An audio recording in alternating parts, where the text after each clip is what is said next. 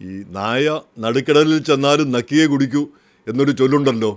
മൂന്നാം ലോക രാജ്യങ്ങളിൽ നിന്ന് ഇന്ത്യ അടക്കം വന്നിരിക്കുന്ന ആളുകൾ, അവരെ സംബന്ധിച്ചിടത്തോളം ഈ ചൊല്ല് വളരെ അന്വർത്ഥമാണ്. കാരണം പഴയതൊന്നും അവർക്ക് വിട്ടുകളയാനാവില്ല.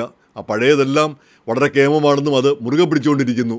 ഈ പുരോഗതി പ്രാപിച്ച ഒരു രാജ്യത്ത്, ഈ സെക്കുലർ ചിന്താഗതിയുള്ള ഒരു രാജ്യത്ത് വന്നു കഴിഞ്ഞാലും അവർ ആ പഴയ ചിന്താഗതി മാറ്റാനായിട്ട് ആഗ്രഹിക്കുന്നില്ല.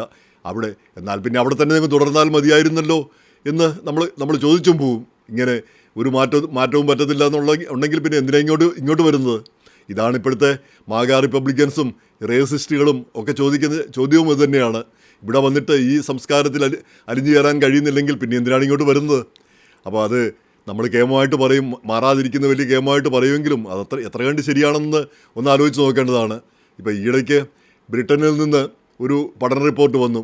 അവിടെ 2017 മുതൽ 2021 വരെയുള്ള ഒരു പഠന റിപ്പോർട്ടാണ്. അതിൽ കണ്ടത് ഇന്ത്യക്കാരുടെ ഇടയിൽ ആൺകുട്ടികളുടെ എണ്ണം വളരെ കൂടുതൽ. അതായത് 113 ആൺകുട്ടികൾ ജനിക്കുമ്പോൾ 100 പെൺകുട്ടികൾ മാത്രം.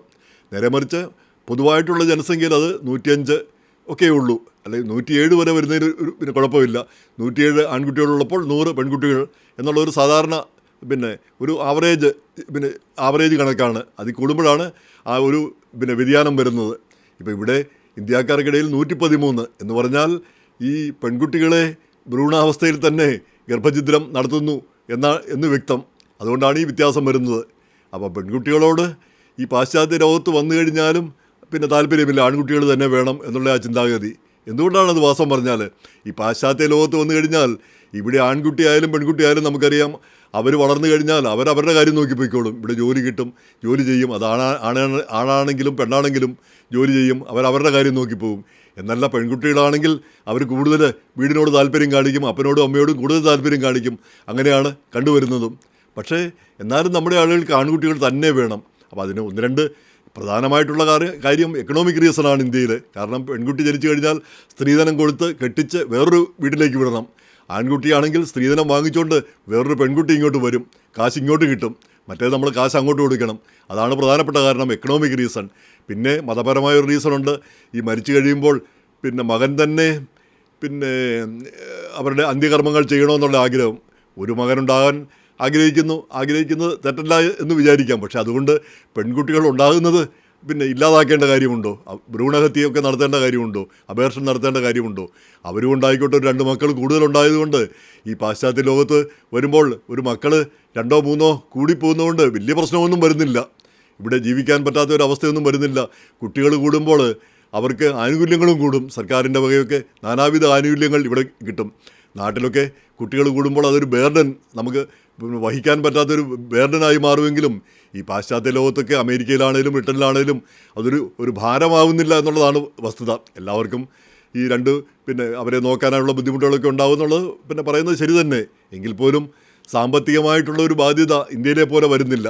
എങ്കിലും നമ്മുടെ ആ മനസ്ഥിതി നമ്മളത് മാറ്റിക്കളയാനായിട്ട് ആഗ്രഹിക്കുന്നില്ല. ആ പെൺകുട്ടികളെ പെൺഭ്രൂണത്തെ ഇല്ലാതാക്കുക, ആൺകുട്ടികളെ കൂടുതലായിട്ട് ഉൽപ്പാദിപ്പിക്കുക എന്നുള്ള ആ ചിന്താഗതി, ഇതിൽ നിന്ന് നമ്മൾ എന്ന് മോചനം നേടും? ഇതിൻ്റെ ഒരു ആവശ്യമില്ല എന്ന് നമ്മൾ ചിന്തിച്ചാൽ തന്നെ മനസ്സിലാക്കാവുന്ന കാര്യമേ ഉള്ളൂ. പെൺകുട്ടികളെ കൊണ്ട് എക്കണോമിക്കലായിട്ട് യാതൊരു ദോഷവും വരാൻ പോകുന്നില്ല ഇവിടെ. ഈ മതപരമായിട്ടുള്ളത് അത് ഓരോരുത്തരുടെയും വിശ്വാസം എന്നല്ലാതെ എന്താണ് പറയുക? ആൺകുട്ടിക്കും പെൺകുട്ടിക്കും തമ്മിലുള്ളൊരു ഒരു മേന്മയോ ഒരു മേന്മ കുറവോ എന്താണെന്ന് മനസ്സിലാവുന്നില്ല, നമുക്കത് ചിന്തിക്കാനാവുന്നില്ല. രണ്ടാമത്തെ ഒരു കാര്യം, നമ്മുടെ ഈ ജാതി സമ്പ്രദായമാണ്. ഈ പാശ്ചാത്യ നാടുകളിൽ വന്നിട്ട് കൂടി നമ്മൾ ആ ജാതിയെ വിട്ടുകളയാൻ ആഗ്രഹിക്കുന്നില്ല. എല്ലാവരും ബ്രാഹ്മണൻ, നായർ, ആ മേനോൻ, ഈ പേരുകളൊക്കെ ഉപയോഗിച്ചാണ് അവർ ഒരു വിഭാഗം ആളുകൾ ഇപ്പോഴും ഈ ഞെളിഞ്ഞു നടക്കുന്നത്. അത് വേണ്ട, ജാതി വേണ്ട എന്ന് ഇന്ത്യയിൽ 40 വട്ടം പറയുന്ന ആളുകളാണ്. പക്ഷേ എന്നാലും അവർ ജാതി ഉപേക്ഷിച്ച് കളയാനായിട്ട് ആർക്കും ആഗ്രഹമില്ല. RSS ഒക്കെ ഈ ജാതി സമ്പ്രദായത്തിന് ശക്തമായിട്ട് എതിരാണ്. പക്ഷേ അത് വിട്ടുകളയാനായിട്ട് അവർക്കാർക്കും താല്പര്യമില്ല. ഇവിടെയും അങ്ങനെ തന്നെ. ഇവിടെ വന്നാലും ആ ജാതിയുടെ വ്യത്യാസം. അപ്പോൾ ഈ ജാതി നമുക്കറിയാം, ഇവിടെ വളരുന്ന പിള്ളേർക്ക് ജാതി എന്താണെന്ന് തന്നെ അറിയില്ല. ചില താണജാതിയിൽപ്പെട്ട കുട്ടികളൊക്കെ നാട്ടിൽ പോയിട്ട് തിരിച്ചു വരുമ്പോഴാണ് ചോദിക്കുന്നത്, എന്താണ് ഈ ജാതി, എന്താണിത്, ഈ വ്യത്യാസം വരുന്നത്? അവിടെ ചെല്ലുമ്പോഴാണ് അവർക്കത് ഫീൽ ചെയ്യുന്നത്. ഇവിടെ വരുമ്പോൾ ആ ഫീലിംഗ് ഇല്ല.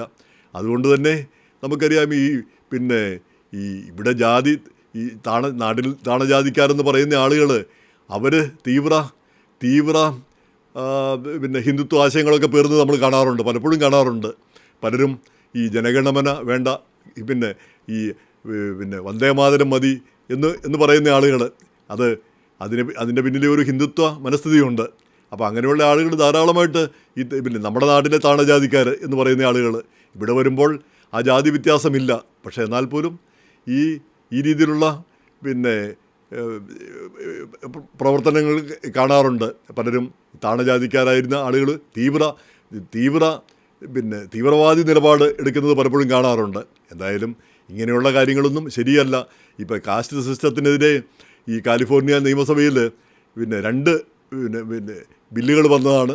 ആ ബില്ല് ഈ കാസ്റ്റിൻ്റെ പേരിൽ ആരെയെങ്കിലും ഏതെങ്കിലും തരത്തിലുള്ള വിവേചനമുണ്ടെങ്കിൽ നടപടിയെടുക്കണമെന്ന് പറഞ്ഞാണ് ബില്ല് വന്നത്. ആ ബില്ല് ഈ അസംബ്ലിയിലും പാസ്സായി, സെനറ്റിലും പാസ്സായി. പക്ഷേ ഗവർണറെ എത്തി വന്നപ്പം ഗവർണർ ന്യൂസം അത് വീറ്റോ ചെയ്തു. അപ്പോൾ അതിന് ഒരു ഹിന്ദുത്വ നേതാവ് പറഞ്ഞത്, നമ്മൾ മുമ്പൊരിക്കൽ പറഞ്ഞിട്ടുണ്ട്, ഞങ്ങൾ ഗവർണറെ ഭീഷണിപ്പെടുത്തി, നിങ്ങൾ അമേരിക്കൻ പ്രസിഡൻ്റ് ആവണമെങ്കിൽ ഈ ബില്ല് വീറ്റോ ചെയ്യണം, അല്ലെങ്കിൽ നിങ്ങൾ മുന്നോട്ട് പോകാൻ പോകുന്നില്ല. അപ്പോൾ അത് കേട്ട് ഗവർണർ അത് വീറ്റോ ചെയ്തു എന്നാണ് പറഞ്ഞത്.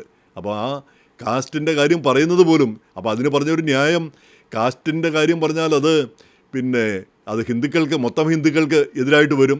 എല്ലാ ഹിന്ദുക്കളൊന്നും കാസ്റ്റൊന്നും കാസ്റ്റ് അനുസരിച്ചൊന്നും അല്ല, കാസ്റ്റൊന്നും ഇവിടെ ഒരു പ്രശ്നമുള്ള കാര്യമല്ല. മറ്റ് നിയമങ്ങൾ ധാരാളമുണ്ട്. എന്ന് മാത്രമല്ല കാസ്റ്റൊന്നും ആരും പ്രാക്ടീസ് ചെയ്യുന്നില്ല. അതിൻ്റെ പേരിലൊരു വിവേചനം, പ്രത്യേക വിവേചനമില്ല എന്നൊക്കെയാണ് പറയുന്നത്.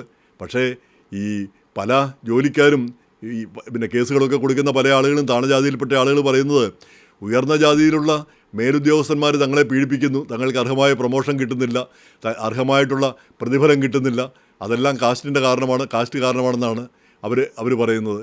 പക്ഷേ ഈ ഒരു വിഭാഗം ആളുകൾ അത് അംഗീകരിക്കാൻ തയ്യാറല്ല.